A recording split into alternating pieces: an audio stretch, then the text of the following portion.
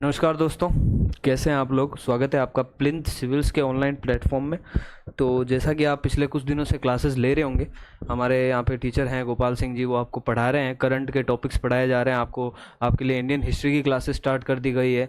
Indian economic budget की class आप ले चुके हैं, राजस्थान बजट की क्लास आप ले चुके हैं, एंड आने वाले समय में हम राजस्थान बजट भी सामने लाएंगे। आज मैं राजस्थान हिस्ट्री नाम का एक सब्जेक्ट आपके सामने पेश करने वाला हूँ, और आने वाले समय में ऐसे कई सब्जेक्ट आपके सामने लाएंगे जो हम अपने तरीके से स्टूडेंट की खूबियाँ और कमियों को पहचानते हुए आपके सामने प्रेजेंट करेंगे, जिससे बारे में आपको पता चले कि कहाँ हमने कमी रखी है। तो शुरू करते हैं। आज अपन शुरू करेंगे एक ऐसा सब्जेक्ट जो पता चाहे कई लोगों को है या ना है, लेकिन उसके बारे में राजस्थान का हर एक विद्यार्थी अपने आप को गौरवान्वित महसूस करता है कि हम उस इतिहास के भाग है जहां ना केवल वीर योद्धाओं ने नहीं, वीरांगनाओं ने भी इसको सींचा है। हम उस भूमि के भाग हैं जहां भूमि को केवल जमीन का टुकड़ा ना मानकर हम भूमि को माँ का दर्जा दिया गया। मैं बात कर रहा हूँ राजस्थान के इतिहास की। राजस्थान का इतिहास चालू करने से पहले मैं आपको इतिहास के बारे में कुछ बता देता हूँ कि व्हाट इज हिस्ट्री। हिस्ट्री क्या होती है कि वर्तमान में घटित ऐसी घटनाएं जो भविष्य में चलकर इतिहास बन जाती है। वो घटनाएं जो अपना असर कहीं ना कहीं छोड़ती है राजनीतिक या फिर सामाजिक स्थिति पर।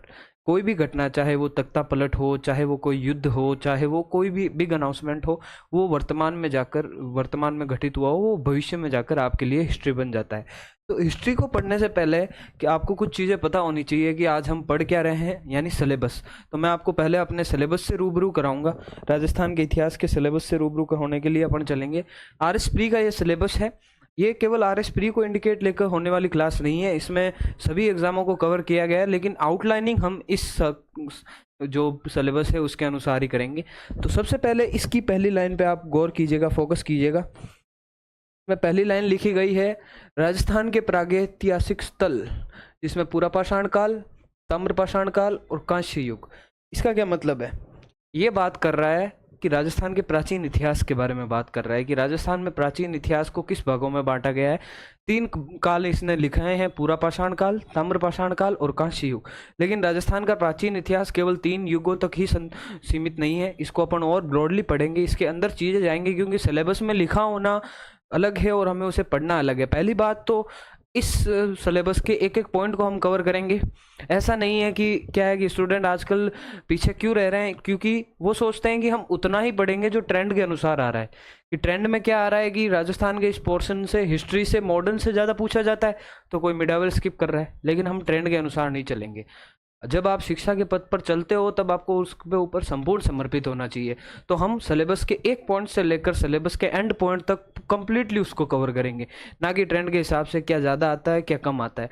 तो इसकी पहली लाइन पर आप फोकस कीजिएगा, राजस्थान के प्रागैतिहासिक स्थल, यानी जब मानव जीवन, मानव सभ्यता का प्रारंभिक काल प्रारंभ हुआ, जब मानव ने जीवन निर्वाह करने की नई तकनीकें सीखी, उस समय राजस्थान में क्या स्थिति थी। कि हम देखते हैं विश्व में महानतम सभ्यताओं में से गिनी जाने वाली एक सभ्यता सिंधु घाटी सभ्यता अपने भारत में पली पुली। तो उस समय या फिर उससे पहले के काल में राजस्थान में क्या स्थिति थी। ऑब्वियसली हम राजस्थान के इतिहास को पढ़ेंगे तो राजस्थान के इतिहास में उस समय की स्थितियों को भी जानना पड़ेगा। तो उस समय के राजस्थान के इतिहास की स्थिति, यानी समाज की क्या स्थिति थी, समाज और संस्कृति क्या थी, उसके प्रमुख स्थल कौन कौन से थे जो हमने सर्वे किया, उनमें हमें कैसे सर्वे क्या किया है कि हमको पता चला है कि ये इतने साल पुराने हैं, हम सब के बारे में जानेंगे। आप दूसरी लाइन पे फोकस करेंगे तो राजस्थान का समाज और संस्कृति के बारे में बताया गया है। ये लाइन मेनली सारे कोचिंग इंस्टीट्यूट में या फिर किसी भी बुक में सिर्फ इतनी समझी जाती है कि राजस्थान के पहली लाइन में तो अपन पढ़ लेते हैं प्रमुख स्थल, दूसरी लाइन को अपन लेके चलते हैं कि इसमें मौर्य काल, मौर्योत्तर काल, गुप्त काल, गुप्तोत्तर काल में राजस्थान की स्थिति पढ़ते हैं। लेकिन ये ऐसा नहीं है, वो भी पढ़े जाएंगे, लेकिन इसमें एक अलग सा फैक्टर आता है।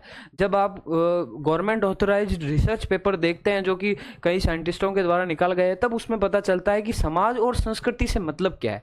यानी उस समय क्या संस्कृति थी, क्या रिचुअल्स थे, क्या रीति रिवाज थे, उस समय का समाज कैसा था, कि राजा था या फिर कोई और अलग मुख्य अधिकारी था। तो उसके बारे में अपन जानेंगे। उसके लिए रिसर्च पेपर को देखेंगे, हम कई रिसर्च पेपरों को देखेंगे कि उसको मेनली 3 भागों में डिवाइड कर लेंगे कि पाषाण काल में कैसी समाज और संस्कृति थी, ताम्रपाषाण काल में कैसी समाज और संस्कृति थी, लौह काल में कैसी समाज और संस्कृति थी। इसको इस ब्रॉड एरिया में भी पढ़ेंगे। अगला आप पॉइंट देखोगे तो देखोगे राजस्थान के मुख्य राजवंश शासकों की राजनीतिक और सांस्कृतिक उपलब्धियां। जो पिछला सिलेबस था अपना, जो आरपीएससी ने अभी रिवाइज किया, उससे पहले 6 राजवंशों के आरपीएससी नाम देती थी कि भाई आपको मेनली ये 6 राजवंश पढ़ने हैं। लेकिन अब ये नाम हटा के उन्होंने केवल ये लाइन लिखी। इसका क्या मतलब है कि बस हंसी टिटोली में शब्दों का हेरफेर तो नहीं हो सकता। अगर शब्दों को ही हेरफेर करना होता तो ये लाइन हटाते क्यों? क्योंकि आरपीएससी चाहती है कि राजस्थान स्पेसिफिक स्टूडेंट इस पे ध्यान दे, इसको देखें, केवल 6 राजवंशों तक ही इसे सीमित ना रखा जाए, इसको और ब्रॉडर वे में पढ़ा जाए, इसको और अंदर घुस के पढ़ा जाए। तो इसको भी अपन पूरी तरीके से अंदर तक पढ़ेंगे कि राजस्थान में कौन कौन से अलग अलग जगह, क्योंकि जब अपन ये लाइन पढ़ते हैं ना, तब हमें पता चलता है कि जालौर में नागभट्ट प्रथम ने गुर्जर प्रतिहार वंश की एक ऐसी शाखा प्रारंभ की थी जो त्रिपक्षीय संघर्ष के काल में पूरे भारत में अपना परचम लहराती है। उसके बारे में भी पढ़ेंगे जो हम राजस्थान के इतिहास में नहीं पढ़ते। अब आप अगली लाइन पे फोकस करेंगे कि केंद्रीय सत्ता के साथ सहयोग और प्रतिरोध। ये लाइन सीधी बताती है कि उस समय केंद्र में जो सत्ता थी, क्योंकि राजस्थान के इतिहास में जब आप देखते हो कि जैसे भारत में कोई राज कर रहा है, वो राजस्थान में राज नहीं कर रहा है, क्योंकि राजस्थान में इतिहास में अपना शासन अपने हाथों में रखना बखूबी आता था। तो केंद्रीय सत्ता के साथ उनका सहयोग था या प्रतिरोध था? अब प्रतिरोध तो आपको लगता होगा कि प्रतिरोध ही था, सहयोग कैसे नहीं था? मुगल आने के पश्चात हमारा सहयोग भी प्रारंभ हुआ था, लेकिन जयपुर जैसे संधि कर लेता है, जोधपुर में चंद्रसेन कई कोशिश करते हैं लेकिन फिर भी उन्हें करनी पड़ती है। तो ये सहयोग और प्रतिरोध क्या हुआ था, कैसे हुआ था, कौन सी इसकी शर्तें रखी गई थी, उसके बारे में भी अपन पढ़ेंगे। अगली लाइन पे आप आते हो तब आपको पता चलता है मध्यकालीन राजस्थान में प्रशासनिक एवं राजस्व व्यवस्था। इसका क्या मतलब है? इसका यह मतलब है कि उस समय कैसे शासन चलता था। क्या राजा केवल एक निर्णय देता था और जनता उसे फॉलो करती थी? नहीं, क्योंकि जनता बड़ी थी। राजस्थान एक बड़ा भूभाग है, क्षेत्रफल की दृष्टि से राजस्थान भारत का सबसे पहला भाग आता है, ठीक है। तो इसमें शासन केवल एक व्यक्ति के हाथ से नहीं चलाया जा सकता। यहाँ अनेक पद रखे गए, पदाधिकारी रखे गए, उसके बारे में पढ़ेंगे। कर व्यवस्थाओं के बारे में पढ़ेंगे, कर वसूली के बारे में पढ़ेंगे। वो लाइन ये सिद्ध करती है। इसके बाद अपन देखते हैं यहाँ अपने अलग चालू होता है, जो होता है medieval modern history of Rajasthan, जिसमें आता है 18वीं 19वीं शताब्दी में राजनीतिक और सामाजिक स्थिति। 19वीं शताब्दी में किसान आंदोलन, आदिवासी आंदोलन, प्रजामंडल, जन जागृति और एकीकरण। ये 5 टॉपिक तो अपने पास सीधे रखे गए हैं कि किसान आंदोलन, आदिवासी यानी जनजातीय आंदोलन, प्रजामंडल, जन जागृति यानी कोई भी जन जागृति, प्रजामंडल जन जागृति का ही एक भाग है, या फिर विभिन्न जो संगठन बनाए गए थे इसमें वो पढ़ लेंगे। जैसे वो अपने यहाँ पर कई संगठन बनाए गए थे, उनके बारे में पढ़ेंगे। लेकिन इसमें एक हिडन पार्ट और आता है, 1857 रिवोल्ट, जिसके बारे में यहाँ नहीं लिखा गया। लेकिन ये जो लाइन आप फोकस करेंगे ना, राजनीतिक और सामाजिक स्थिति 18वीं और 19वीं शताब्दी में, तो आपको पता चलेगा कि 18वीं और 19वीं शताब्दी में 57 की क्रांति भी घटित हुई थी, इसलिए हम उसे भी पढ़ेंगे। अब तो जैसे मेंस वाले सिलेबस में तो सीधा 1857 की क्रांति लिख के दे दिया है, लेकिन इसमें नहीं लिखा गया। लेकिन अपन फिर भी इसको फैक्चुअल लेवल पे पढ़ेंगे, इसके बारे में जानेंगे, और बहुत ही अच्छे तरीके से चुनिंदा नोट्सों से कई आपको रिफाइंड करके ऐसे नोट्स प्रोवाइड किए जाएंगे, ऐसी क्लास प्रोवाइड की जाएगी जो मेरे दावे से मैं कहता हूँ कि राजस्थान की one of the best class होगी। इसके बाद अगले जब टॉपिक पे अपन आते हैं, राजस्थान की स्थापत्य परंपराएं, ये आ जाता है कल्चर का भाग, जिसमें आ जाता है मंदिर, किले, महल, स्मारक, मानव निर्मित जलाशय, चित्रकला और हस्तशिल्प। ये जो मंदिर, किले, महल, स्मारक, मानव निर्मित जलाशय है, ये रटने की चीजें हैं। ये अपन रटेंगे, साथ में रटेंगे, क्योंकि मेरे को भी नहीं आती तो मैं आपके साथ ही रटूंगा बस। फिर अगला जो आता है चित्रकला और हस्तशिल्प, यानी चित्रकला और हस्तशिल्प सिलेबस में क्यों दिए, ठीक है। Why the examiner add this topic, क्यों? क्योंकि चित्रकला से हमें पता चलता है कि हमारा सोसाइटी कैसी थी, कल्चर कैसी थी। जब आप 17वीं शताब्दी या 16वीं शताब्दी का एक चित्र देखते हो जहाँ सॉरी सिंहासन पर एक राजा बैठा है और सामने प्रजा बैठी है या फिर जो पदाधिकारी बैठे हैं, तब आपको पता चलता है कि उस समय राजा सर्वोच्च अधिकारी था। तब आपको पता चलता है कि कई पदों में विभाजित किया गया था राज्य के शासन को। तो इसके लिए हमारे बड़े हस्तशिल्प से हमें क्या पता चलता है कि वहाँ की संस्कृति क्या थी। राजस्थान एक कल्चर रिच स्टेट है, ठीक है। राजस्थान के पग पग पर अपने को ऐसे हस्तशिल्प मिल जाएंगे जो गांव में जाएंगे तब कोई दादाजी आपको कहते हुए मिल जाएंगे कि ये 50 साल पुराना है, ये 200 साल पुराना है, ये 120 साल पुराना मंदिर है। तो ऐसे कई अपन पढ़ेंगे इनमें, तो इसलिए हस्तशिल्प पढ़ना उपयोगी है। अब इसमें प्रदर्शन कलाओं नाम से एक और टॉपिक है, जिसमें लोक नृत्य आ जाता है, लोक नाटक आ जाता है, लोक संगीत आ जाता है। लोक नाटक, लोक संगीत केवल अभी के समय की नहीं, प्राचीन समय से जो प्रचलित आ रही है, क्योंकि कल्चर स्टेट रिच होने के कारण देखिए राजस्थान एकमात्र ऐसा राज्य है जहाँ कल्चर को आज भी फॉलो किया जाता है। आज भी हम अपनी सीमाओं को समझते हैं। आज भी हम अपने कल्चर को, आप चाहे पूर्व में थोड़ा मॉडर्नाइजेशन देख लीजिए, लेकिन जब आप पश्चिम राजस्थान में जाओगे, आप बाड़मेर में जाओगे, जैसलमेर में जाओगे, जोधपुर में जाओगे, तब आपको पता चलेगा आज भी लोग अपने कल्चर को उसी तरीके से फॉलो कर रहे हैं। उसका सबसे बड़ा पॉइंट ऑफ व्यू होता है पहनावा। पहनावा जब अपन थोड़े मॉडर्नाइज सिटीज़ के अंदर चले जाते हैं, तब ये फ्रीडम का एक पॉइंट हो जाता है कि हम वो पहनेंगे जो हम चाहते हैं, ये हमारी स्वतंत्रता है। केवल स्वतंत्रता होना ही बड़ी बात नहीं होती, आप किस कल्चर से आए हैं उसको रिप्रेजेंट करना ये बड़ी बात होती है। भाई स्वतंत्र तो आप हैं, लेकिन आप अपने कल्चर को कैसा मानते हैं। आप अगर पश्चिमी राजस्थान में जाएंगे तब पता चलेगा कि जो धोती कुर्ता और साफा पहने एक बुजुर्ग आदमी बैठे हैं, क्या वो स्वतंत्र नहीं है? नहीं, लेकिन वो समझते हैं कि वो कहाँ से आए हैं, उनका कल्चर क्या है, इसलिए वो पहन के बैठते हैं। तब इसीलिए तो अपन ये चीज़ें पढ़ रहे हैं। आप दूसरे स्टेट पीसीएस के सिलेबस में देखोगे तो ये जो पॉइंट्स हैं ये खोद खोद के निकाले गए हैं, ठीक है। लेकिन राजस्थान में ये पॉइंट हमारे सामने मुख पे रखे गए हैं कि अपने कल्चर इतना रिच स्टेट है कि कल्चर खत्म नहीं हो रहा है, ठीक है। तो अगला पॉइंट अपन आते हैं तो राजस्थान में भाषा साहित्य। इस बार राजस्थानी भाषा के मेनली फोकस रखा है, क्योंकि पहले तो भाषा साहित्य नाम ही लिखा था। इस बार इन्होंने नया ऐड किया कि राजस्थानी भाषा और राजस्थानी भाषा साहित्य की बोलियां और साहित्य दोनों के बारे में बताओ। यानी फिर से राजस्थान के स्टूडेंटों को यहाँ पर राहत की सांस मिलेगी कि राजस्थान की बोलियों के बारे में अपन समझेंगे, क्योंकि आपा की भाषा अपन ज़्यादा समझ में आवे। क्योंकि दूसरा स्टेट पीसीएस वाले यहाँ आएंगे तब उनको पता चलेगा ये बोल क्या रहे हैं। स्टेट पीसीएस की छोड़िए, आप तो अगर आप भरतपुर धौरपुर वाले को पश्चिमी राजस्थान में ले जाओ तब उनको पता नहीं चलेगा कि ये क्या बोल रहे हैं। क्यों नहीं पता चलेगा? क्योंकि हमने अपनी भाषा को महत्व नहीं दिया। भाषा की मान्यता होना ये एक अलग पॉलिटिकल व्यू आ जाता है, लेकिन भाषा को महत्व देना ये पॉलिटिकल व्यू नहीं है। आज अपनी भाषा को महत्व नहीं दिया तो आप बॉर्डर स्टेट पे देखोगे कि गंगानगर हनुमानगढ़ वाले लोग पंजाबी मिक्स बोलते हैं, डूंगरपुर बांसवाड़ा वाले लोग गुजराती मिक्स बोलते हैं, भरतपुर धौलपुर अलवर ये अपने सामने है ही है, ये इनमें एमपी का और यूपी का टच आता ही है। लेकिन जब अपन सीमा के उस तरफ चलते हैं कि अपन पश्चिमी राजस्थान में चलते हैं, वहाँ भी अपनी अभी भाषा जिंदा है। क्योंकि वहाँ तक पहुँच नहीं पाए। लेकिन जब तक अपन अपनी भाषा को मान्य महत्व नहीं देंगे तब तक अपन नहीं समझ पाएंगे कि ये अपने लिए इम्पोर्टेंट क्या है, ठीक है। आप देखते हैं कि आज के समय में सबको ये लगता है कि भाई भाषा के लिए लड़ना क्यों है आप, क्योंकि आज सब अपने व्यक्तिगत रूप से भला आप देखते हैं कि भाई आप उस इतिहास से आए हैं जहां भूमि के टुकड़े के लिए लड़ा गया हो। आप उस इतिहास से आए हैं जहां औरतों के सम्मान के लिए, अपने सम्मान के लिए सर कटा दिए गए हों। वहाँ भाषा तो बहुत बड़ा टॉपिक हो जाता है, लेकिन अपन इसको उधर नहीं मोड़ेंगे, अपन अपना काम करेंगे। अपन जितना हो सके कि भाई मैं मारकानी हूँ, जितनी मारवाड़ी बोल सकूँ आपने मैं प्रेजेंट करूँ, क्योंकि मेरे लिए मारवाड़ी केवल भाषा नहीं है, मेरा कल्चर है, ठीक है। तो उसके बारे में अपन पढ़ेंगे, आगे बातें करेंगे, काफ़ी खूब बातें होंगी अपने बीच में। साहित्य और लोक साहित्य के बारे में भी बताना, भाई अपने यहाँ साहित्य कैसा था, लोक साहित्य कैसा था, कि कैसे लोग यहाँ पर रचनाएं लिखते थे, क्या क्या रचनाएं लिखी गई, ठीक है। फिर आता है धार्मिक जीवन और राजस्थान में धार्मिक समुदायों, जैसे संत संप्रदाय कौन से थे अपने यहाँ, लोक देवता कौन से थे, धार्मिक प्रथाएं कौन सी थी। लोक देवता, संत संप्रदाय और धार्मिक प्रथाएं हमें ये पढ़नी है, लेकिन इनमें एक शब्द नहीं आया, देवियाँ।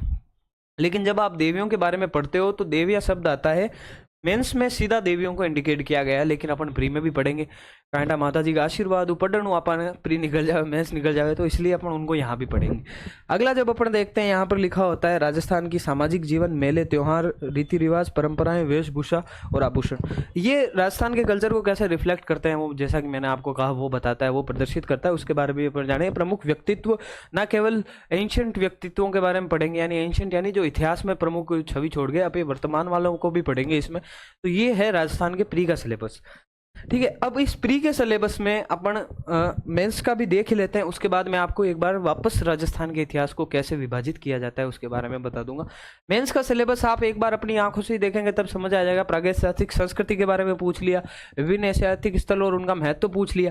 भाई महत्व जब ये पूछता है तब वो कॉन्सेप्चुअल लेवल पे बात कर रहा है, फैक्चुअल लेवल पे बात नहीं कर रहा है। तो यहाँ पे अपन इनके बारे में कॉन्सेप्ट पढ़ेंगे, इनके बारे में पैराग्राफ पढ़ेंगे, विभिन्न रिसर्च पढ़ेंगे।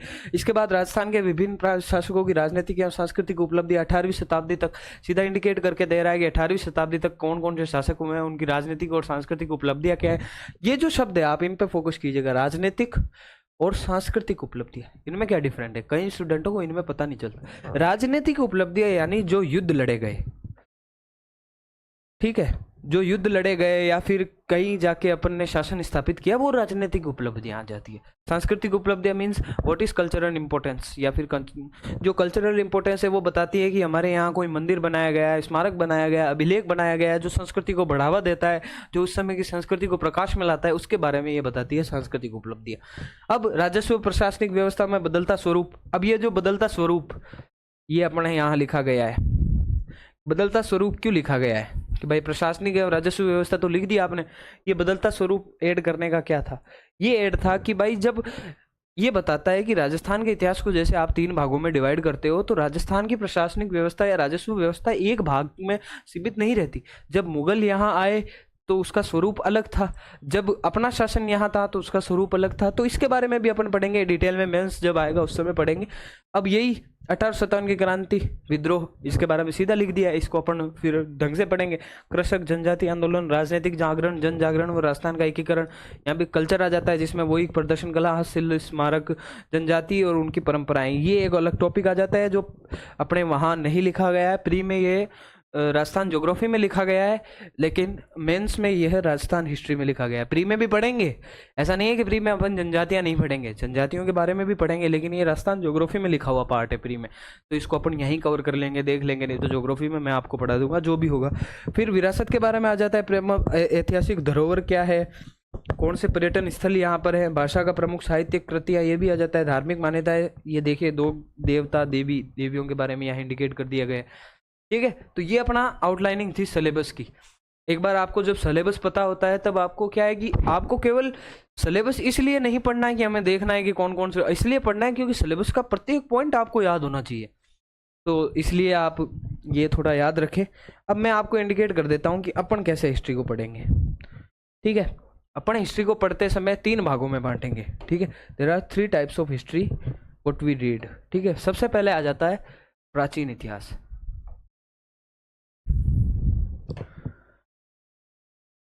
जो एंशियंट हिस्ट्री। फिर आ जाती है मिडाइवल, फिर आ जाती है मॉडर्न। 3 भागों में अपन हिस्ट्री को बांटेंगे। एंशियंट हिस्ट्री में अपन विभिन्न सिविलाइजेशंस पढ़ेंगे। ठीक है, सिविलाइजेशंस पढ़ेंगे और उनकी कल्चर के बारे में जानेंगे, उनकी सोसाइटी के बारे में जानेंगे। ठीक है, और प्रमुख जो आर्कियोलॉजिक साइट है उनके बारे में जानेंगे, यानी पुरातात्विक स्थल के बारे में जानेंगे, कौन कौन से पुरातात्विक स्थल यहाँ मेनली पाए गए हैं। ठीक है, फिर मिडाइवल हिस्ट्री में अपन, मैंने जैसे आपको बताया, पूरे राजवंशों के बारे में जानेंगे, जो मैं आपको उस समय और एक बार कौन कौन से राजवंशों ने यानी शासकों ने यहाँ शासक किया। फिर मॉडर्न हिस्ट्री में 57 की क्रांति से लेकर एकीकरण तक अपन पढ़ेंगे। ये 3 जो ये एकीकरण है यहाँ तक अपन पढ़ेंगे। ये 3 अपन मेनली डिवाइड करते हैं इन 3 भागों में, एंशिएंट, मिडाइवल, मॉडर्न, यानी प्राचीन राजस्थान, मध्यकालीन राजस्थान, और दिख तो रहा है ना कलर, चलो कोई नहीं, मैं आपको ऐसे ही बता देता हूँ, अलग पेन चेंज कर लूँगा। एंशिएंट, मिडाइवल, मॉडर्न, जिसमें अपन सिविलाइजेशंस, कल्चर, ये सब पढ़ेंगे। फिर यहाँ राजवंशों के बारे में पढ़ेंगे। ठीक है, इसको ऐसे करके अपन यहाँ पे पढ़ेंगे। ठीक है, तो आज अपन टॉपिक स्टार्ट करते हैं। पहला टॉपिक, राजस्थान के प्रागैतिहासिक स्थल, पुरापाषाण काल से लेकर ताम्रपाषाण काल, ताम्रपाषाण काल से लेकर कांस्य युग तक। ठीक है, ये अपन जब स्टार्ट करते हैं इसके बारे में मैं आपको एक आउटलाइनिंग दे देता हूँ, इसके बारे में अपन कैसे पढ़ेंगे। ये है, यहाँ पे आ जाता है आर्कियोलॉजिक ट्रेजर्स ऑफ राजस्थान। इसके बारे में अपन ये पढ़ेंगे कि प्राचीन राजस्थान की स्थिति क्या थी। पहले प्राचीन राजस्थान की स्थिति पढ़ने से पहले मैं आपको आउटलाइनिंग दे देता हूँ कि अपन कैसे पढ़ेंगे आउटलाइन। इसमें सबसे पहले अपन पढ़ेंगे इंट्रोडक्शन, कि भाई इसमें क्या क्या चीज़ें अपन पढ़ेंगे, क्या क्या चीज़ें आएगी। इंट्रोडक्शन पढ़ने के बाद अपन पढ़ेंगे दूसरा जो भाग आ जाता है, वो इसका भाग आता है स्रोत, या फिर जो अपने पास क्या स्रोत है, किन स्रोतों के आधार पर इतिहास को पढ़ा जाता है। तीसरा भाग अपन पढ़ देंगे ऑर्गेनाइजेशन, कि कौन सी ऑर्गेनाइजेशंस है जो भाई अपन ये चीज़ पढ़ तो लेते हैं कि हिस्ट्री में ये चीज़ लिखी हुई है, लेकिन अपने को ये पता नहीं है किसने लिखी है। भाई कोई आके लिख दे के गया है या फिर हमें मिली है, तो वो भी मैं आपको बताऊंगा, डिटेल से पता करेंगे। थर्ड अपन इसमें पढ़ेंगे कालक्रम, सॉरी फोर्थ, कालक्रम के बारे में, कि भाई कैसे कालों का निर्धारित किया गया। 5th अपन पढ़ेंगे प्रमुख स्थल।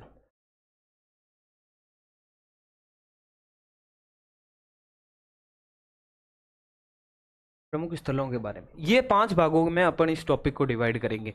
इसके बाद भी अपन उस समाज और संस्कृति में अगला भाग पढ़ेंगे, लेकिन उसमें मैं आपको पहले सिर्फ और सिर्फ प्राचीन इतिहास, राजस्थान के इतिहास में प्रागैतिहासिक काल, ताम्रकाल और कांस्य काल से आधुनिक काल तक के लिए लेके जा रहा हूँ। वहाँ प्रमुख स्थल तक पढ़ेंगे। इसके बाद भी जो कोई क्या पढ़ना है वो मैं बता देता हूँ आपको। इंडियन अपने हिस्ट्री में कैसे कालों का विभाजन किया गया है वो भी मैं आपको बता देता हूँ एक बार, है ना, ताकि आपको क्या है थोड़ी समझ हो जाए। सबसे पहले अपने जो काल यहाँ आता है, जब इतिहास प्रारंभ हुआ था, वो काल होता है आईवीसी का काल, यानी सिंधु घाटी सभ्यता, जिसके बारे में आप इंडियन हिस्ट्री में पढ़ते हो। उस काल को माना जाता है 2600 ईसा पूर्व, यानी बिफोर क्राइस्ट से लेकर 1900 ईसा पूर्व। अब कई कई बच्चों को ये बीसी और एडी में फर्क पता नहीं चलता, वो मैं बता देता हूँ। बीसी का मतलब होता है बिफोर क्राइस्ट, एडी का मतलब होता है एनाडोमी। बीसी मतलब बिफोर क्राइस्ट, मतलब जब यीशु मसीह का जन्म हुआ था, क्योंकि we are following the British culture. यहाँ पर अपन ब्रिटिश कैलेंडर की बात कर रहे हैं, नॉट हिंदू कैलेंडर जो अपना विक्रमी संवत है। विक्रमी संवत जो 57 साल आगे होता है ब्रिटिश कैलेंडर से, इतना ध्यान रखना है। तो बीसी क्या होता है? बिफोर क्राइस्ट, यानी यीशु के जन्म से पहले की घटना है, कि यीशु के जन्म से 2600 वर्ष पहले जब यीशु का जन्म हो गया था। इसलिए ये उल्टा चलता है कि अपन देखते हैं कि अपन 1900 से 2600 चलाता है, लेकिन अपन उनको 2600 से 1900 चला रहे हैं, इसलिए ये उल्टा चलता है, ठीक है। और एडी का मतलब क्या होता है? अनाडोमिनी, जिसका मतलब अपन साल का निर्धारित कर ही लेते हैं कि भाई यीशु के जन्म के बाद 1 साल बाद, यीशु के जन्म के 2 साल बाद, यानी 2 एना एडी, ऐसे, ठीक है। इसका ये मतलब होता है। अब अपन ने आईवीसी को पढ़ लिया, आईवीसी के बारे में जान लिया कि भाई 2600 से 1900 बीसी तक आईवीसी का काल आ जाता है, ठीक है। आईवीसी के बाद यहाँ जो अपन काल आता है, जिसको अपन बोलते हैं उत्तर हड़प्पा काल, उत्तर हड़प्पा काल, या फिर इसको अपन डार्क एरा भी बोलते हैं, जिसके इतिहास के बारे में अपने को ज्यादा जानकारी नहीं मिलती,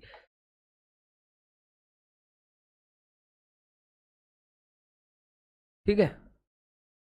डार्क एरा,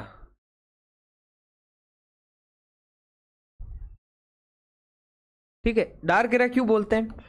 क्योंकि इस इतिहास की ये जो बीच में साल है, ये जो मैं बता देता हूँ, 1900 बीसी से लेकर 1500 बीसी तक, ये जो 400 साल है ना, इसके बारे में हमें लिखित साक्ष्य या फिर पौरव कोई भी अपने को साक्ष्य नहीं मिलते। माना जाता है कि महाभारत, रामायण, ये जो सारी घटनाएं हैं इस 400 साल के मध्य ही घटित हुई थी। इसके बाद अपना काल आ जाता है, वो आता है ऋग्वेदिक काल, ऋग्वेदिक एरा, जहाँ पे वेदों की रचनाएं की गई, उपनिषदों की रचनाएं की गई, ठीक है। ऋग्वेदिक काल को अपन डिफाइन करते हैं 1500 से 1000 बीसी तक, ठीक है। ऋग्वेदिक काल के बाद आता है उत्तर वैदिक काल। उत्तर वैदिक काल यानी कैसे आर्य इन्विजन हुआ अपने यहाँ, आर्य कैसे आए, उनकी समाज क्या थी, उनकी संस्कृति में क्या बदलाव आया, उसके बारे में उत्तर वैदिक काल बताता है, जो 1000 से 600 बीसी तक का होता है, ठीक है। ये पढ़ लिया अपन ने भाई। उत्तर वैदिक काल के बाद अपने यहाँ काल आता है महाजनपद काल, कि भाई जब आर्य यहाँ आए, आर्यों के यहाँ आने के बाद कई नए महाजनपदों का गठन हुआ। जैसे उस समय मगध महाजनपद आया, उस समय राजस्थान में शूरसेन महाजनपद आया, ऐसे कई महाजनपद आए। ये जो महाजनपद का काल है, इसके बारे में अपन मैं आपको आउटलाइनिंग दे रहा हूँ। यही राजस्थान में चलेंगे कि भाई जब राजस्थान में आप आईवीसी के बारे में, आईवीसी का काल जब भारत में चल रहा होगा उस समय राजस्थान का प्राचीन इतिहास चल रहा है। उत्तर हड़प्पन काल जब राजस्थान में चल रहा होगा उस समय भी राजस्थान में भी डार्क एरा आ रहा है। जब ऋग्वेदिक काल चल रहा होगा, जब राजस्थान में भी ऋग्वेदों की रचना की गई, कई धर्म आए। जब महाजनपद काल आया तो राजस्थान में भी कई महाजनपदों का उदय हुआ, जिसमें से सुरसेन, मत्स्य, कुरु, शिवी, ये महत्वपूर्ण महाजनपद हो जाते हैं, ठीक है। सेम ही घटनाएं राजस्थान में चल रही है, इसलिए मैं आपको एक आउटलाइनिंग दे रहा हूं। महाजनपद काल माना जाता है 600 बीसी से 322 बीसी। 322 बीसी के बाद अपने मौर्य यहाँ पे चालू हो जाते हैं, जिसमें फिर मौर्य काल, मौर्योत्तर काल, गुप्त काल, गुप्तोत्तर काल या हर्षवर्धन काल को भी बोल देते हैं। अब मैं आपको बड़ा बड़ा आउटलाइनिंग दे देता हूँ। सबसे पहले आ जाता है मौर्यन एरा। मौर्यन एरा के बाद मौर्योत्तर काल, मौर्योत्तर के बाद गुप्ता काल, गुप्त काल के बाद हर्षवर्धन काल भी बोलते हैं इसको अपन, या फिर इसको अपन गुप्तोत्तर पीरियड भी बोलते हैं। हर्षवर्धन काल के बाद आता है राजपूत काल, जिसमें आपको मैं भी बताऊंगा। राजपूत काल या फिर पूर्व मध्य काल बोलते हैं, या फिर इसको अपन त्रिपक्षीय संघर्ष का काल बोलते हैं। त्रिपक्षीय संघर्ष, तीन महान महान जो धर्म हैं, जिसमें गुर्जर प्रतिहार वंश, चोल और चालुक्य, राष्ट्रकूट, चोल और गुर्जर प्रतिहार के मध्य जो लड़ा गया वो त्रिपक्षीय संघर्ष का काल आ जाता है। इसके बाद यहाँ अपने काल चालू होता है सल्तनत काल, जहाँ तुर्कों का आक्रमण। सल्तनत काल के बाद आता है मुगल काल। मुगल काल के बाद आता है अपने यहाँ क्या बोलते हैं आधुनिक काल, या आधुनिक इतिहास प्रारंभ हो जाता है, जिसमें अपन ब्रिटिश इन्वेजन होता है। आधुनिक काल बोल दो इसको, ठीक है। अब ये जो घटनाएं यहाँ घटित होती है वो सेम राजस्थान में ये चल रहा है। जब मौर्य काल आता है तब अपन बढ़ते हैं राजस्थान में। मौर्य काल में क्या परिवर्तन देखे गए, अशोक के यहाँ धम्म भी आए, अशोक का बौद्ध के धर्म के साक्ष्य क्या क्या है उस समय देखे गए। मौर्योत्तर काल में देखते हैं कि यहाँ क्या परिवर्तन देखे गए राजस्थान में। गुप्त काल में देखते हैं हर्षवर्धन काल में राजस्थान में क्या परिवर्तन देखे गए कि वारिक, वर्मात, ऐसे कई छोटे छोटे वंश आए। फिर जो ये काल है, इस काल में क्या हुआ, उत्तर भारत में अनेक छोटे छोटे राजवंश जो है उनका पता नहीं है कहाँ से आए थे, चाहे वो आर्यंस भी हो सकते हैं और भी कोई हो सकते हैं, लेकिन जो उत्तर भारत में अनेक छोटे छोटे राजवंशों ने मिलकर एक राजवंश की स्थापना की, जिसे राजपूत के नाम से जाना गया। जो राजस्थान यानी अपने उत्तर पश्चिमी भारत को बोल देते हैं अपन कि भाई अपन उत्तर पश्चिमी भारत के बारे में बात कर लेते हैं, वहाँ मेनली इन्होंने फोकस किया, इसलिए उस पूरे काल को राजपूत काल के नाम से जाना जाया गया, ठीक है।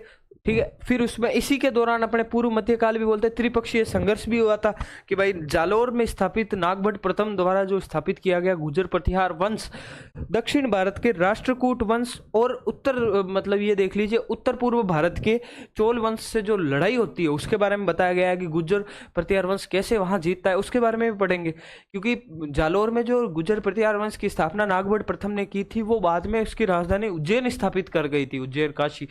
तो उसके बारे में अपन राजस्थान के इतिहास में ज़्यादा पढ़ते नहीं है, लेकिन अपन उसको भी पढ़ेंगे। फिर जो सल्तनत काल आया, इसका मैं आपको टाइम भी लिख देता हूँ। मौर्य काल आता है 322 बीसी से लेकर 185 बीसी। मौर्योत्तर काल 185 बीसी से लेकर 319 एडी तक। फिर ये 319 एडी से लेकर 550 एडी तक ये होता है, लगभग बता रहा हूं मैं आपको, ठीक है। फिर ये 606 जो हर्षवर्धन काल, सॉरी, ये जो 319 हर्षवर्धन काल माना जाता है, 606 से लेकर 647 तक, ठीक है। 750 से लेकर 1000 एडी तक का काल माना जाता है, यानी आज तो अभी 2500 चल रहा है, 750 से 1000 तक के काल को राजपूत काल बोलते हैं। सल्तनत काल माना जाता है 1206 से लेकर 1526। 1526 में अपन देखते हैं पानीपत के युद्ध के दौरान मुगल स्थापित हो जाता है। 1526 से लेकर 1707 तक मुगलों का शासन माना जाता है। 1707 में अपने यहाँ सहायक संधियां शुरू हो जाती है, तो 1707 से लेकर प्रेजेंट तक जो काल है वो माना जाता है मॉडर्न हिस्ट्री। ये मेनली अपने कालों का डिवाइजन कर दिया मैंने, आपको बता दिया कैसे काल हैं, आपको पूरी जानकारी मैंने दे दी। अब पढ़ते हैं अपन एंशिएंट राजस्थान के बारे में, ठीक है। एंशिएंट राजस्थान के बारे में पढ़ने से पहले मैं आपको एंशिएंट राजस्थान के कुछ स्थल बताना पाऊंगा कि भाई प्राचीन राजस्थान में क्या क्या स्थल थे, कौन कौन से स्थल थे। सबसे पहले प्राचीन राजस्थान में एक देश आता है जांगल देश, जिसकी राजधानी रही ही अहिछत्रपुर, जिसे आज वर्तमान में अपन नागौर के नाम से जानते हैं, ठीक है। उसके बाद अगला पॉइंट आता है कि जिस समय मांड कहा जाता है जैसलमेर को। ये जो मारवाड़ आप दिखते हैं, इसका पहले नाम होता है मरु, जो फिर उसको बोला गया मरुवार, और अपभ्रंश होते होते इसका हुआ मारवाड़। यहाँ पर जो आदावाली आप देखते हो, आदावाली ये एक शासक राजवंश है, जिसको आगे आदावाली यानी यह जो अरावली है, इसके नाम पर ही अरावली नाम रखा गया अपनी पर्वतमाला का। यहाँ आदावाली, अरावली, यहाँ फिर ढूंढाड़ आ जाता है, यहाँ मेवात आ जाता है, यहाँ कई जनपद भी आ जाते हैं कि अलवर भरतपुर में यहाँ सुरसेन जनपद आ जाता है। जनपदों के नाम भी बता देता हूँ, यहाँ कुरु जनपद आ जाता है अलवर के उत्तरी भाग में, अलवर के दक्षिणी पूर्वी भाग में मत्स्य जनपद आ जाता है, मत्स्य जनपद आ जाता है। यहाँ हाड़ौती के पास में मालव भी आ जाता है, मालव प्रदेश भी आ जाता है। आगे चल के अपन मिडाइवल हिस्ट्री में पढ़ेंगे कि मालवा से कहीं आक्रमण हुए, तो ये मालवा यहाँ आ जाता है, जहाँ आज एमपी है। गुजरात के टाइम पे यहाँ स्वराष्ट्र नाम का देश था, मेवाड़ में उस समय शिवी जनपद का शासन था। ठीक है, तो ऐसे कई पौराणिक नाम है, ये नाम आपको पता होंगे तो आगे पढ़ने में आपको दिक्कतें नहीं आएगी। ठीक है, तो आप एक बार मेरे साथ फिर निवास करेंगे कि मांड यानी जैसलमेर, मारवाड़ यानी मरुवार, जिसको मरु बोलते हैं जोधपुर को, उसको मरुवार बोला गया, अपभ्रंश होते होते मरुवार मरुवार मरुवार मरुवार मारवाड़।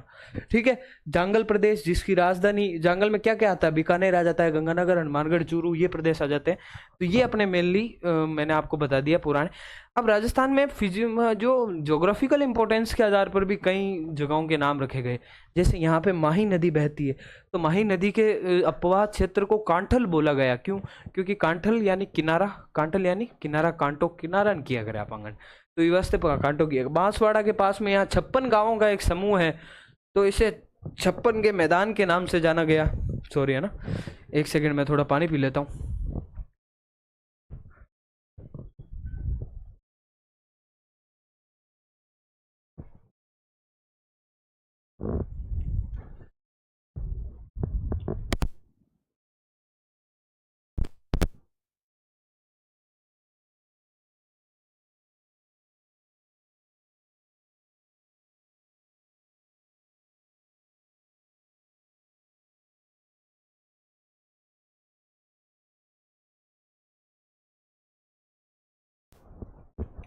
हाँ जी, धन्यवाद एक छोटे से ब्रेक के लिए आपका। तो अपन अपने पुराने नामों पढ़ लिए थे यहाँ पे कि भाई कौन कौन से नाम जाने गए, यहाँ पे किस नामों से राजस्थान का परिचय यही होता है कि अपन पढ़ें कि उस समय की स्थिति क्या थी, इसके बारे में अपन ने पढ़ लिया है।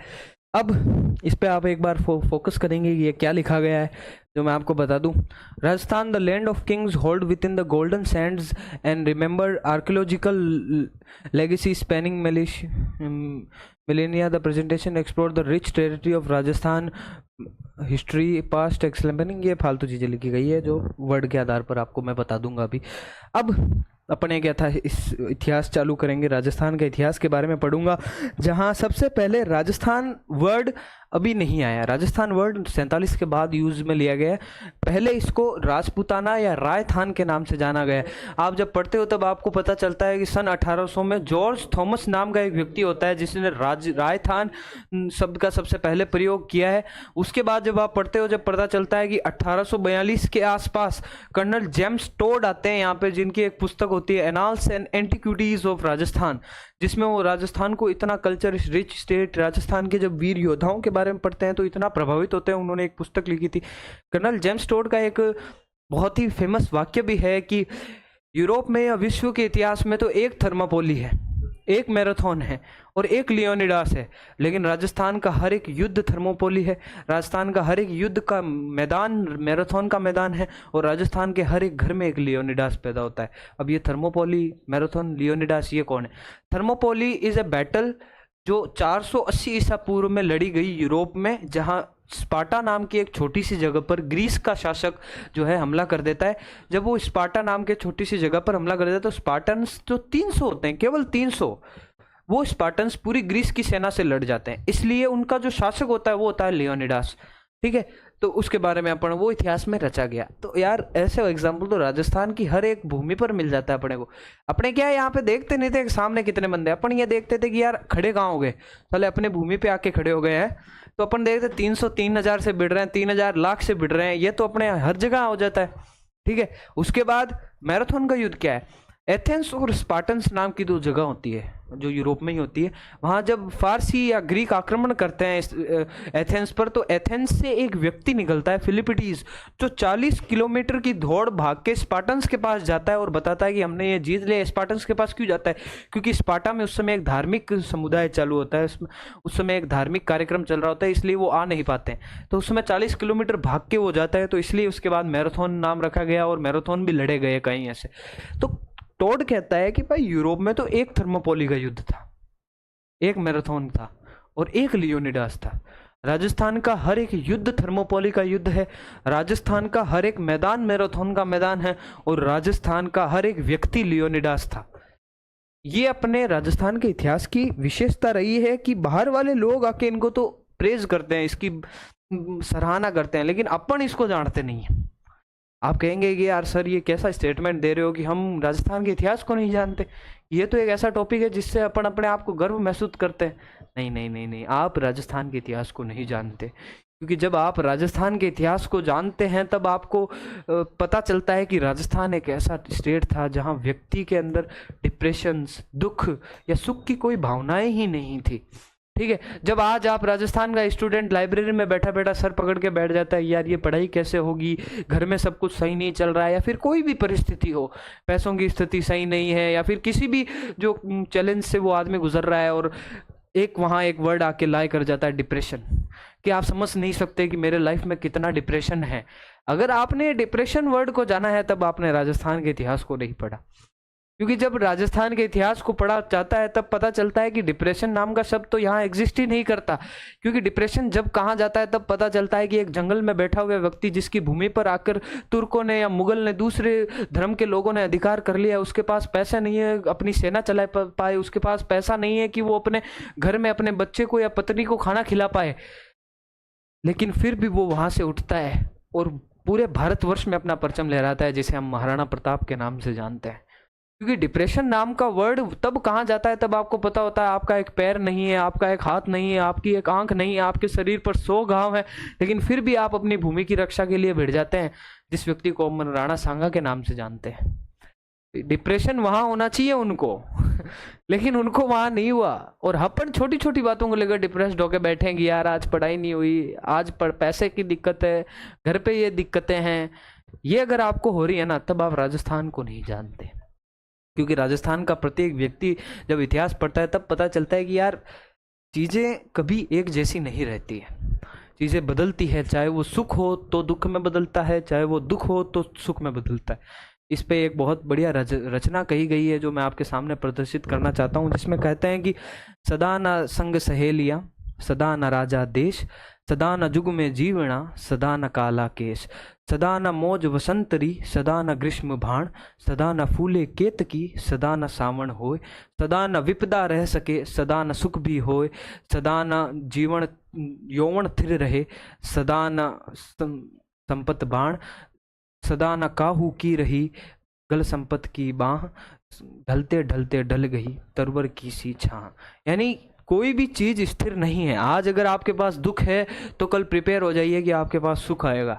आज आप सुख से गुजर रहे हैं तो कल दुख को झेलने की ताकत भी सुख के साथ रखिएगा। तो ये जब आप हिस्ट्री पढ़ते हो तब आपको पता चलता है कि यार अगर डिप्रेशन नाम का वर्ड हमारे डिक्शनरी में एग्जिस्ट करता है तब हमने राजस्थान के इतिहास को सही से नहीं पढ़ा।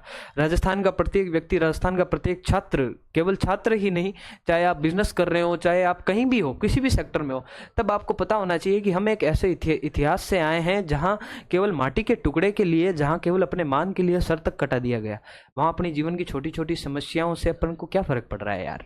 तो इसलिए इसको ध्यान में रखते हुए, इसको ध्यान में रखते हुए अपने आगे के पथ को निर्धारित कीजिए, अपने आगे के पथ पे चलिए और दृढ़ रहिए, क्योंकि कभी कुछ एक जैसा नहीं होता। आज अगर आप स्ट्रगल कर रहे हो तो कल आप जीत भी जाओगे।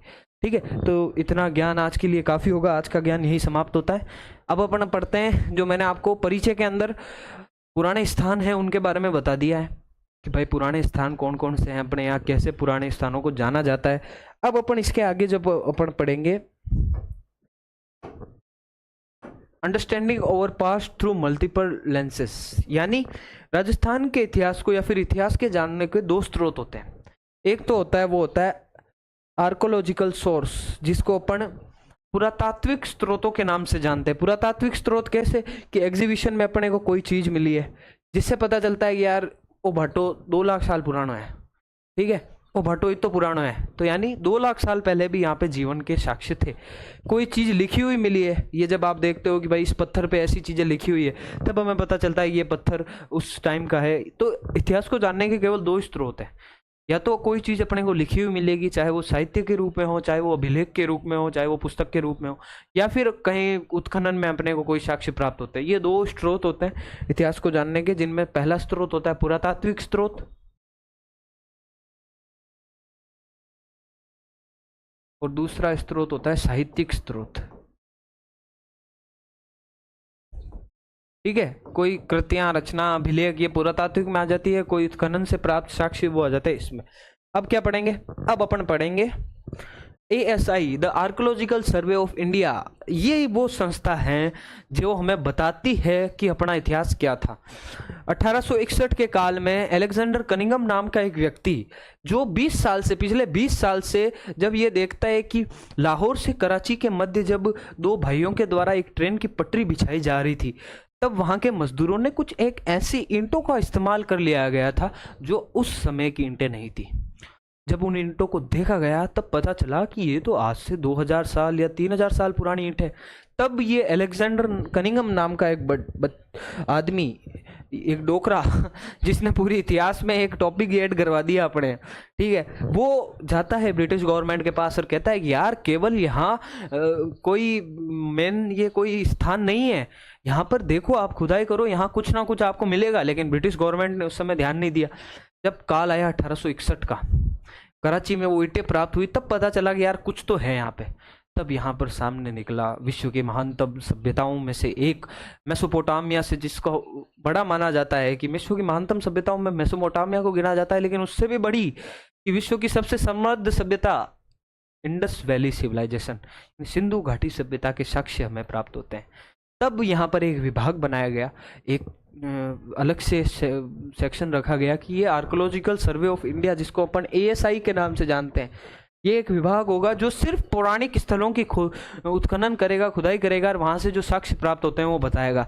वैसे अंग्रेजों ने यहाँ कुछ अच्छा काम नहीं किया था। अपने यहाँ कई स्थान मिले हैं जो जहाँ से वो कई कई ऐसे ऐसे साक्ष्य हैं जो अपने इंग्लैंड ले गए। ये खुद डोकरा, ये जो है सांची के स्तूप को खोल के ले जाने वाला था इंग्लैंड में, ठीक है। वहाँ पर एक नदी है लंदन में, उसके पास में स्थापित करने वाला था, लेकिन ये वो हुआ नहीं, ठीक है। पर इन्होंने एक काम कर दिया, इन्होंने हमें बताया कि भाई राजस्थान केवल मध्यकालीन इतिहास तक सीमित नहीं है। यहाँ पर प्राचीन राजस्थान भी एक अपने आप में एक ऐसा एग्जाम्पल है जो एक अनकहा जीत है, ठीक है। इन्होंने बताया ASI ने 1861 the archaeological survey of India stand of the prime institute dedicated to the archaeological research and the heritage conservation across the Indian subcontinent 1861 by the pioneer archaeologist Alexander Cunningham. The ASI has systematically documented, excavated या फिर praised Indian rich culture heritage for the 160 years। लगभग 160 साल तक इन्होंने खुदाई की, इन्होंने उत्खनन किया, ठीक है। उसके बाद अलग विभाग बना दिए गए। उसके बाद भारतीय पुरातत्व विभाग नाम से एक अलग विभाग बनाया गया, जिसकी कई उपशाखाएं आई, जो राजस्थान पुरातत्व विभाग भी बनाया गया उसके अंदर। इसमें आगे अपन वो भी पढ़ेंगे कि भारतीय पुरातत्व विभाग के कौन कौन से साइंटिस्ट ने राजस्थान में अपने यहाँ आके उत्खनन किया। ASI के टोटल 34 सर्किल हैं इंडिया में, ठीक है, जिसके 2 सर्किल जो अपने राजस्थान में, जो एक तो जोधपुर, एक जयपुर, ठीक है, जिसका मुख्यालय दिल्ली में। ये आपको जानने की जरूरत है। ये है वो डोकरा, फोटो देख लो साबिरी, ठीक है। दिस इज द डॉक्यूमेंट, ये वो डॉक्यूमेंट है जो अपने यहाँ अलेक्जेंडर कनिंघम सर ने पेश किया था कि भाई यहाँ पर है। ये आप देख लो कि report on the year 1872 and 73 Alexander Cunningham CSI, यानी चीफ कोई था उस समय, CSI का पद था ASI में, ठीक है। यहाँ पे भाई ये बताता है कि भाई ये यहाँ ऐसी जगह है, वॉल्यूम V के नाम से इसको नाम दिया गया।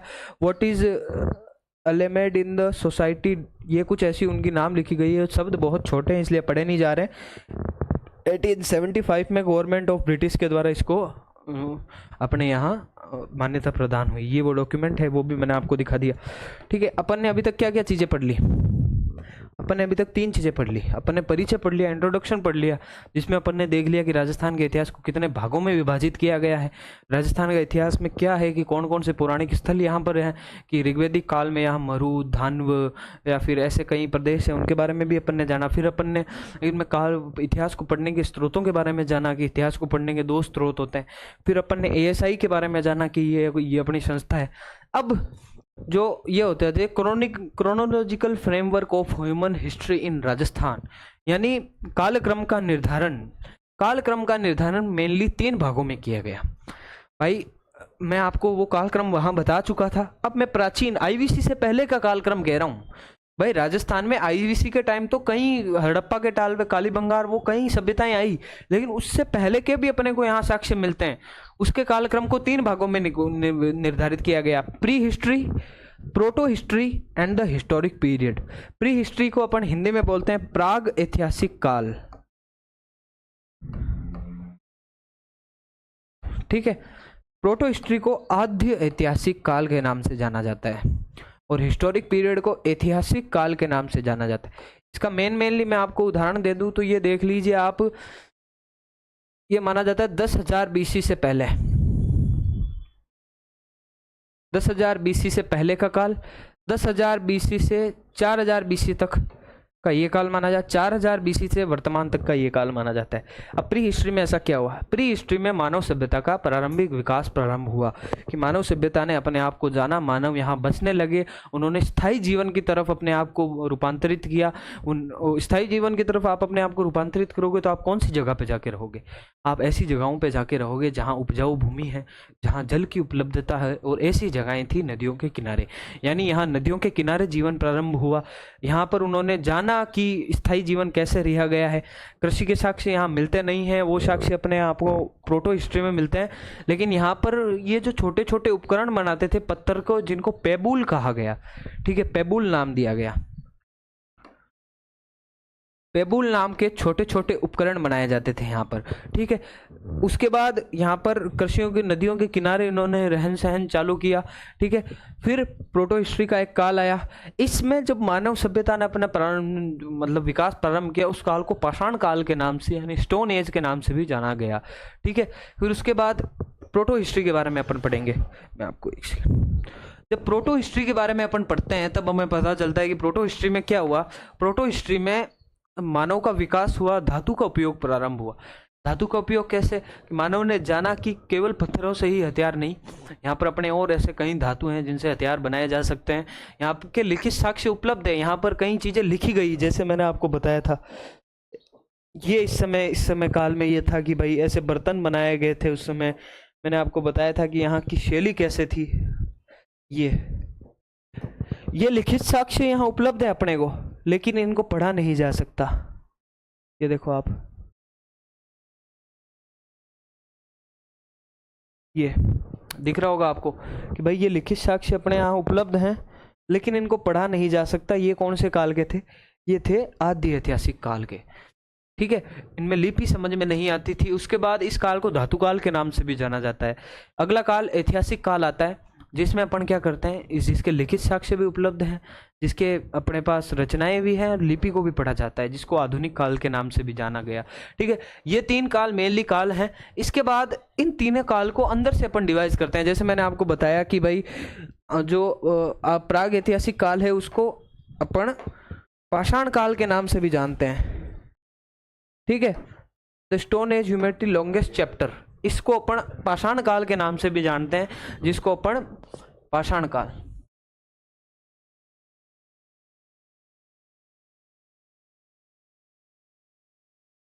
पाषाण काल के नाम से भी जानते हैं, ठीक है। मैं आपको एक बार चीजें बता दूं।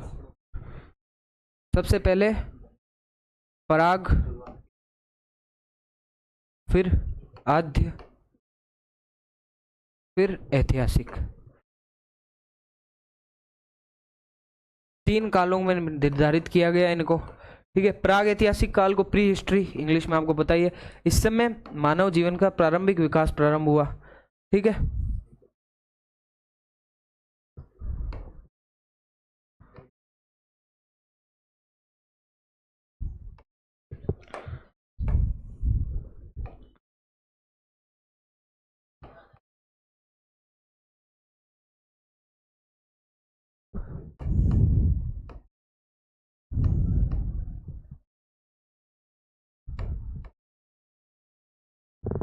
जो उपकरण इस्तेमाल में किए गए उनको पेबुल नाम दिया गया।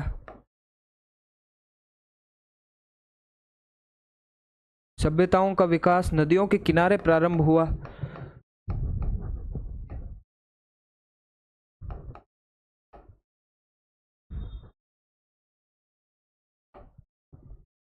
नदियों के किनारे, क्योंकि ड्यूरेंट नाम का एक साइंटिस्ट है, वो यह तक कहता है कि नदियां सभ्यताओं की पालना है, ठीक है। आद्य ऐतिहासिक काल, जिसका आप मान लीजिए हड़प्पा से लेकर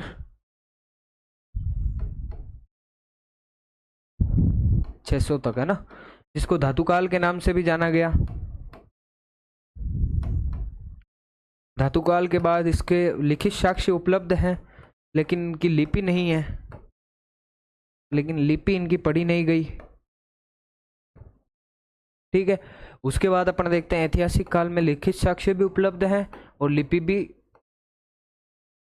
पढ़ी जाने गई, जिसमें मानव ने आधुनिकता को सीखा, कसरी से जीवन निर्वाह करने लगे। इनके बारे में अपन ने पढ़ा। भाई जो अपन देखते हैं यहाँ पे,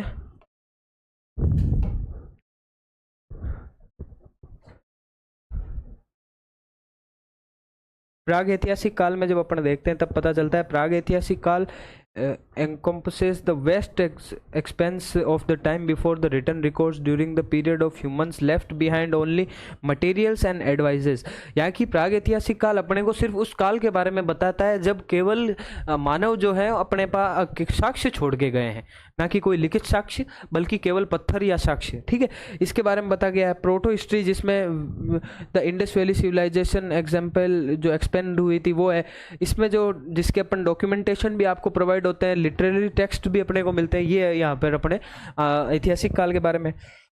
अब मैं आपको सिर्फ एक वर्गीकरण बता देता हूँ कि पाषाण काल के कैसे अपने यहाँ काल आए। उसके बाद अपन आज की क्लास को यहीं विराम देंगे, बहुत होगी लंबी क्लास, कल और पढ़ेंगे। ठीक है, पाषाण काल जिसको अपन स्टोन एज के नाम से जानते हैं। पाषाण काल को मेनली 3 भागों में डिवाइड करते हैं, जिसमें सबसे पहला आ जाता है पूर्व पाषाण काल, फिर आ जाता है मध्य पाषाण काल, फिर आ जाता है नव पाषाण काल। नव या उत्तर पाषाण काल, इसी को भी उत्तर बोलते हैं ना, जिसको बोलते हैं पैलियोलिथिक, मीजोलिथिक और नियोलिथिक। इंग्लिश में नाम याद रखेंगे तो ज़्यादा अच्छा होगा। पैलियोलिथिक,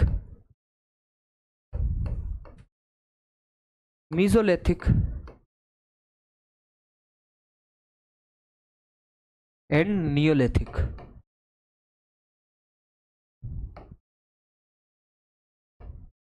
पाषाण काल के बाद एक काल चालू हुआ यहाँ पे, जिसको अपन नव पाषाण काल के नाम से जानते हैं, सॉरी ताम्र पाषाण काल के नाम से जानते हैं।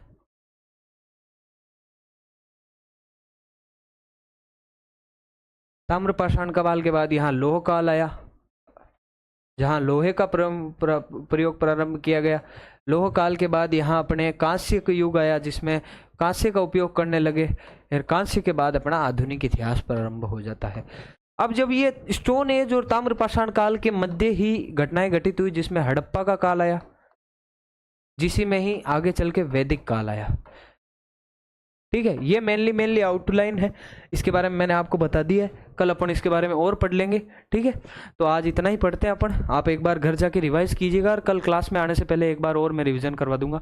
बहुत बहुत धन्यवाद आपका मेरे साथ जुड़े रहने के लिए। धन्यवाद। अगर आपको वीडियो पसंद आया है तो लाइक कीजिए, शेयर कीजिए, सब्सक्राइब कीजिए। बस ये मेरा बोलने का दायित्व था। धन्यवाद।